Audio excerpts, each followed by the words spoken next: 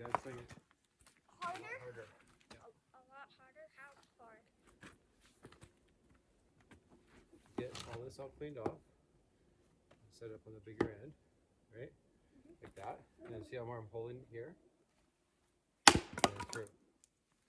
Okay? But wait till I'm done. I'm gonna just talk right now, okay? Hey, good morning, everybody. Welcome to the ranch, Growing a Wild Bunch and Build a Game for Life Ministries.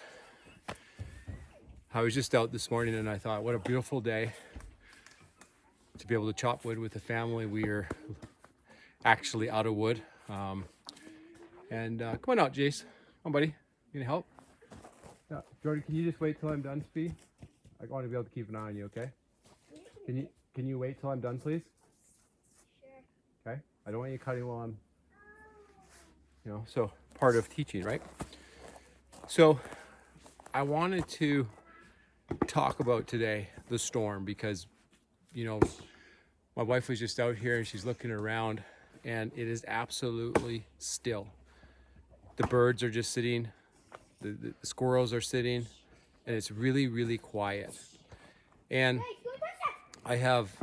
we've had beautiful weather out here for the past 2 weeks, and that's kind of my focus today is talking about how we get complacent when it's calm, or we get complacent when everything is perfect. And so we lose focus on a lot of things that are important. For example, cutting firewood, right? Oh, there's my lovely wife. She just came out with Joshua. And we had lots of time to get wood, but we're leaving it to the last minute. This morning I get a notice on my phone that says that there's a wind warning and snowstorm coming in with 90 to 120 kilometer winds.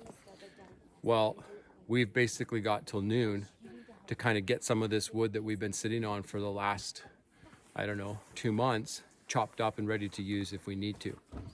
And so I was kind of disappointed in myself because it's not that I've been lazy, I've been busy doing other things. But it's the same thing on what God calls us to do, is that we don't focus when it's calm, it's easy. We forget who God is when it's easy. It's when the times get tough that we start to call in, or we ask for prayer, or we ask for understanding. But the calm isn't the time in which we're supposed to be in God. The storm isn't the time in which we need to be in God. It's every single day, every single moment that we need to be living within God. I was just sharing this morning a passage with my men's group. We're supposed to be heading south to my parents to go down there in Lethbridge, and that's going to change now. I spoke to my parents this morning, and we're going to decide to stay here today, and we'll try and head out on Friday when it's a lot nicer out. And we've been blessed with beautiful weather, and that's why it's been hard to do the work. But just like when we need to be in our word every day to be able to have growth. So if I was cutting all the firewood, we would have had a growth and abundance of cut firewood to last us for the rest of the winter. If I'm in the word every day, I would have had growth and understanding of the message in which God is calling me to be and to do, and when I'm supposed to sit quietly. And so Luke 8 talks about the storm. The disciples are in the boat, and there's big waves and there's big winds, and they're like, wake up Jesus, wake up Jesus. And so they wake him up. Jesus, we're in a storm. And his response was, ye of little faith. And he rebukes the winds and he rebukes the waves and calms the storm, calms the waves, and the lake is completely still. And so the message there is that when they lost focus of Jesus, knowing that Jesus is in the boat, what's going to happen to them? Are they going to perish? Of course not. They're going to weather the storm, and they're going to actually excel and proceed, because that's growth, that's depth and understanding. The squirrels and the birds sit quietly because God is speaking to them, the calm before the storm. So the storm that's supposed to come in, who knows what's going to happen? 2 days before Christmas, 3 days before Christmas, we had absolutely no snow. It was just beautiful out here. The grass was almost going back to green in areas, and overnight and the next day we woke up, and this finally when it was all done, to 30 inches of snow, not 30 centimeters. I know we're in Canada, but I'm of inches. So 30 inches. I went out to my front door and I couldn't open the screen. I had to come out the patio door.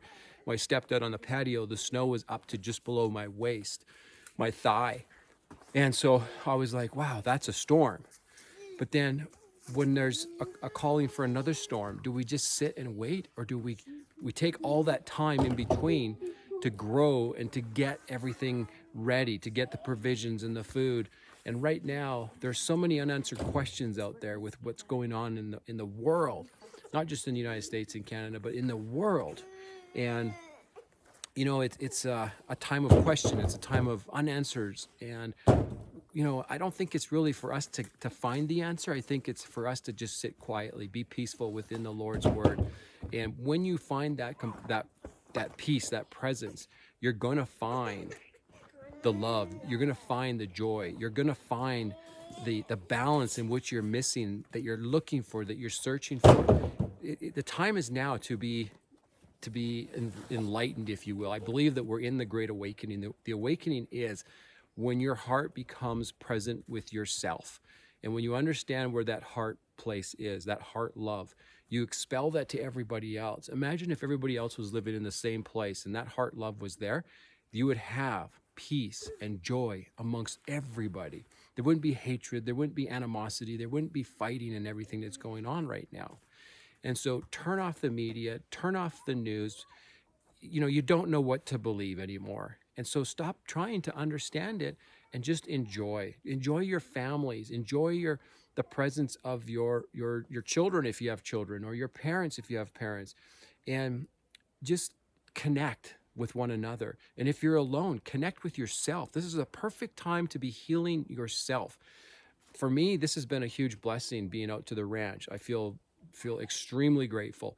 But what it's done is it's given me an understanding of what's important, where the value of my passion with woodworking and my woodworking projects that I do, the passion I have for coaching golf with my clients, my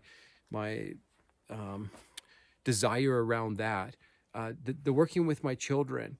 And I think it's easy to lose sight of that because tomorrow's going to be here, and we put off what we do today tomorrow. I'm a perfect example of that. And that's why this message is so relevant, because I'm not going to put off tomorrow. What I can do to prepare for my family, to prepare for our heat, is primarily by wood. Yes, we have a furnace. We can, if need be, we can turn it on and we can use it. And it is on.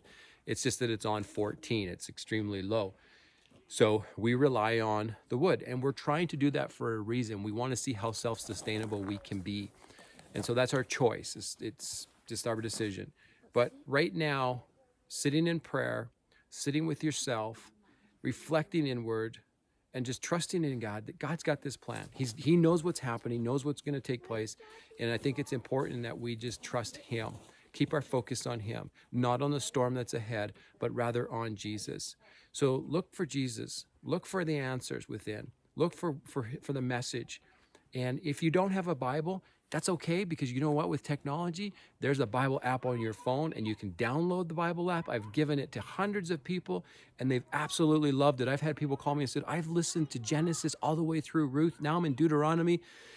Man, I just read Acts. I can't believe I read the story of John. I mean, I had a guy that read the story of John, and he's just so compelled. He dedicated his life to Christ.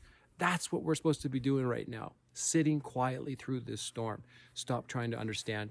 Stop trying to figure out everything that's going on. Stay present with yourself. Stay present with your family. Stay present with your loved ones.